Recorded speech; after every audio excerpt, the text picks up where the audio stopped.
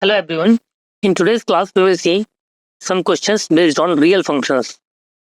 So the title is Real Function Foundation Questions Part 2. Practice questions from 11 to 20. The images used in our slide deck are for educational purposes only. We respect the intellectual property rights of the original creators and owners of these images. If you are the owner of any of the images used in this deck and have any concerns or issues, please contact us at sathi@iitk.ac.in and we shall remove the images. First question says that if fx is an invertible function and gx is equal to 2fx plus 5, then the value of g inverse is. So we have 10 seconds to solve this question. After 10 seconds, we will discuss the solution.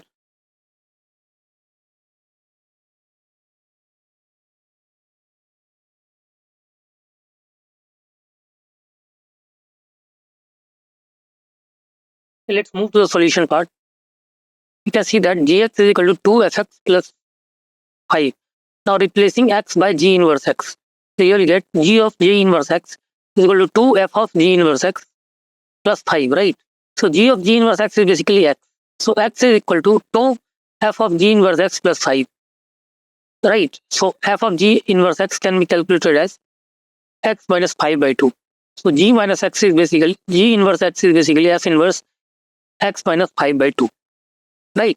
So answer is f inverse x minus 5 by 2. So option D is the right choice. Clear? Now let's move to the next question. Question number 12. It says let f is a function whose domain is 2 to 3 and codomain is 0 to 1. So let f from 2 to 3 to 0 1 be defined by fx is equal to x minus greatest integer function of x. Then f inverse x is equal to. We have 10 seconds to solve this question. After 10 seconds, we will discuss the solution.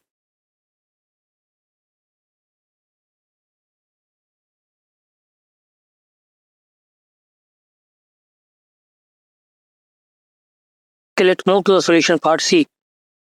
f2 3 to 0 1 and fx equal to x minus greatest integer function of x. Therefore, fx equal to y is equal to x minus 2, right? Then see, x is from 2 to 3, right? So greatest integer function of will be 2. Y is equal to x minus 2. This implies x equal to y plus 2. So f inverse x is equal to x plus 2, right? So I think option D is the right choice, x plus 2. Clear? So let's discuss next question. It says, for a real number x, greatest integer function of x denotes the integral part of x. We have to find the value of greatest integer function of 1 by 2 plus greatest integer function of 1 by 2 plus 1 by 100 plus greatest integer function of 1 by 2 plus 2 by 100, like that, till greatest integer function of 1 by 2 plus 99 by 100, right? You have 10 seconds to solve this question. After 10 seconds, we will discuss the solution.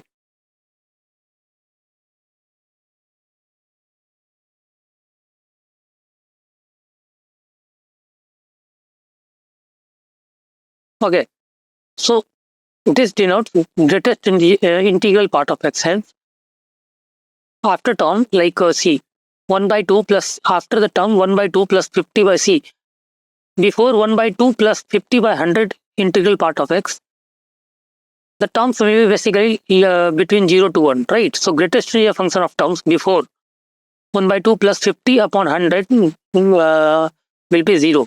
Now from c, 1 by 2 plus 50 upon 100 is basically 1, right? So after this term 1 by 2 plus 50 upon 100, it will be between 1 to 2, right? So after 1 by 2 plus 50 upon 100, greatest integer function of all the values will be 1, right? So hence the sum of the given series will be 50, right? Because there are 50 terms after 1 by 2 plus 50 upon 100 greatest integer function of x, right? Answer will be 50. Clear? So I think option B is right choice. Clear? Okay, let's move to the next question. If f square x into f of 1 minus x upon 1 plus x equal to x cube, where x not equal to minus 1 1 and fx not equal to 0, then find greatest integer function of, find absolute value of greatest integer function of f of minus 2, right? Okay, so you have 10 seconds to solve this question. After 10 seconds, we will discuss the solution.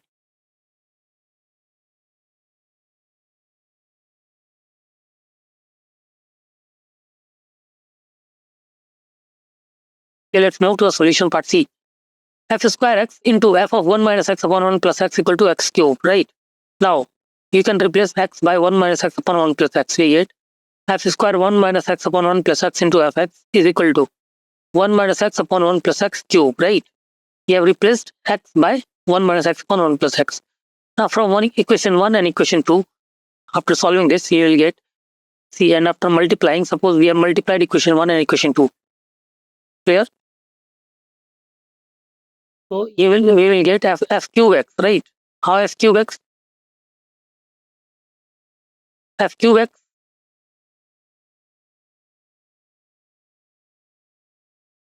or f cube x is equal to x to the power 6 into 1 plus x upon 1 minus x to the power cube, right? After multiplying this, right? So fx is basically x square into x 1 plus x upon 1 minus x, right? And we have to find the value of f of minus. So f of minus 2 is minus 4 by 3, right? Which is something between minus 1.33. So greatest integer function of f of minus 2 is minus 2, right? And absolute value of or modulus of f of greatest integer function of f of minus 2 is 12, right? So I think option D is right choice 2. Here.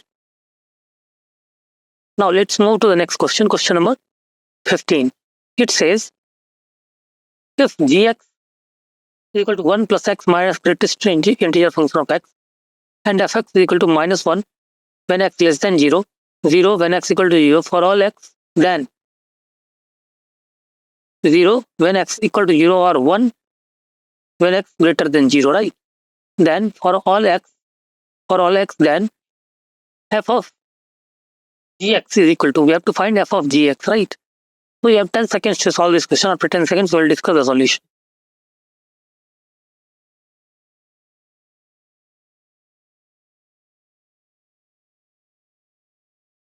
Okay, let's move to the solution part C. Gx is basically 1 plus x minus greatest integer function of x. Put x plus x is equal to n, which belongs to z. Right, x is equal to n, which is basically integer. So gx is equal to 1 plus x minus x, right? Clear?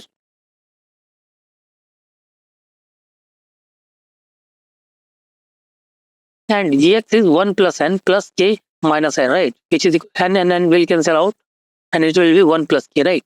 Put x equal to n, we have put x equal to n plus k, clear? Where n belongs to z and k is between 0 to 1, right? Now f of gx is equal to, after calculation, you will get f of gx as minus 1 when gx less than 0, 0 when gx equal to 0, and 1 when gx greater than 1. Clearly, gx greater than 1, right? Gx is greater than 1. Yes, because gx is basically 1 plus k, and k is between 0 to 1, right?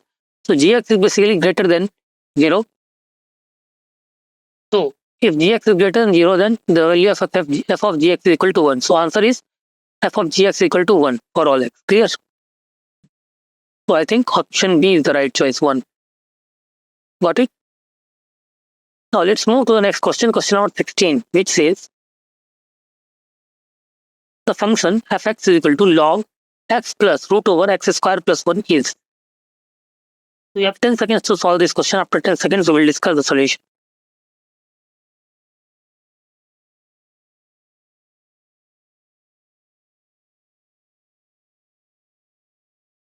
Okay, let's now to the solution part C.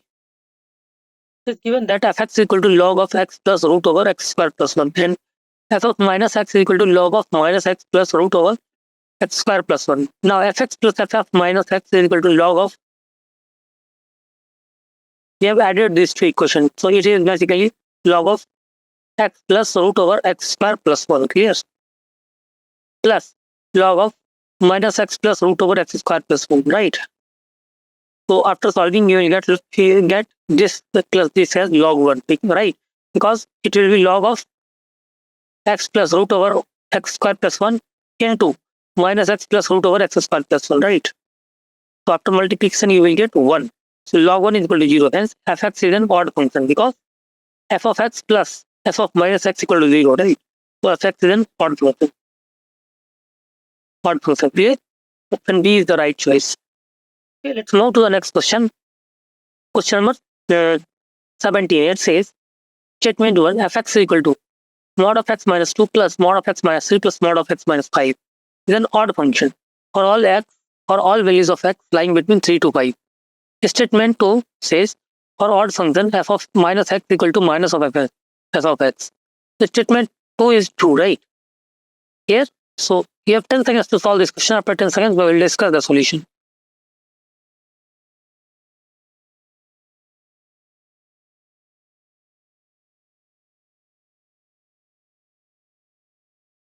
Okay, let's move to the solution part C. We can break fx as in a piecewise function, right? So fx is equal to c. When x will be less than equal to 2, then it will be 2 minus x plus 3 minus x plus 5 minus x, right? So it will be minus 3x plus 10 for all x less than equal to 2. When x is between 2 to 3, it is minus x plus 6, right? 2 to 3, that will be x plus 2 plus 3 minus x plus 5 minus x, right? So it will be minus x plus 6.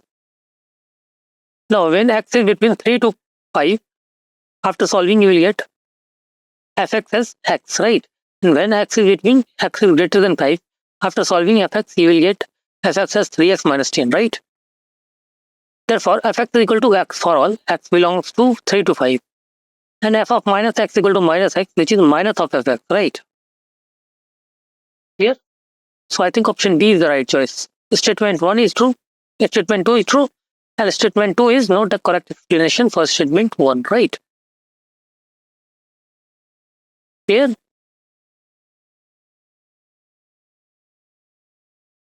Okay, let's move to the next question, question number 18, which says, if domain of fx and gx are d1 and d2, respectively, then domain of fx plus gx is d1 intersection d2, then statement 1 says, the domain of the function fx equal to sine inverse x plus cos inverse x plus tan inverse x is minus 1 to 1. Statement 2 says,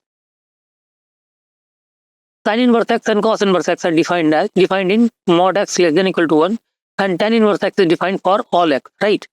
We have 10 seconds to solve this question. After 10 seconds, we will discuss the solution.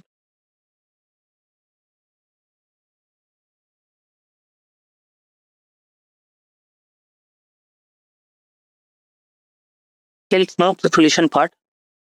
Since sine inverse x is defined in minus 1 to 1, cos inverse x is defined in minus 1 to 1, and tan inverse x is defined in r. Hence, fx is defined in minus 1 to 1, right? So option A is the right choice. Fx is defined in minus 1 to 1. Clear? So option A is the right choice. Statement 1 is true, statement 2 is true, and statement 2 is the correct explanation for statement 1, right? Okay.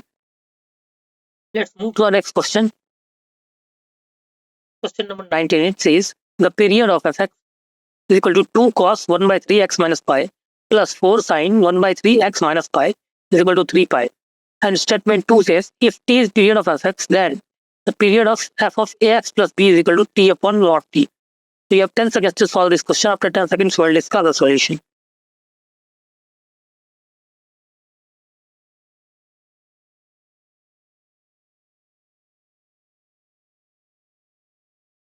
Okay, let's move to the solution part C. Statement 1 says, period of this is 3 pi. So let's calculate the period. So period of 2 cos 1 by 3 x minus pi by 3 and 4 sine 1 by 3 x minus pi is equal to 2 pi upon 1 by 3 and 2 pi upon 1 by 3, which is 6 pi or 6 pi. Clear? So period of here of their sum is also 6 pi, right? So statement 1 is false. Clear? Statement 1 is false and statement 2 is obviously true, right? Because we know this is a statement, right? So option D is the right choice. Statement 1 is false and statement 2 is true. Okay. Let's now to the next question, question number 20, which says, the range of fx is collection of all outputs fx corresponding to each real number in the domain. Then statement 1 says the range of log of 1 by 1 plus x square is minus infinity to infinity. Statement 2 says when x is between 0 to 1, log x belongs to minus infinity to 0, right? So you have 10 seconds to solve this question. After 10 seconds, you will discuss the solution.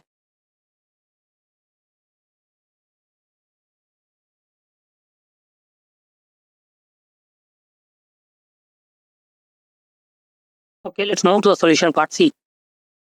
Range of 1 upon 1 plus x square is 0 to 1, right? And domain of log 1 by 1 plus x square is between minus infinity to 0, right? Here, domain is minus infinity to 0. Domain is R, right? Therefore, domain of range of 1 by 1 plus x square is basically 0 to 1 and range is R, right? Range is R. Domain is R. So if range is C, range of this is between 0 to 1. So if this term is between 0 to 1, so log of this term is between minus infinity to 0, right? Therefore, log of 1 plus x square belongs to minus infinity to 0. Clear? So I think I think statement 1 is wrong, right? And statement 2 says when x is between 0 to 1, clear? Log x belongs to minus 1 minus infinity to 0 is right. So statement 1 is false and statement 2 is true. So D is the right choice. Option D is the right choice, okay? Okay, thank you.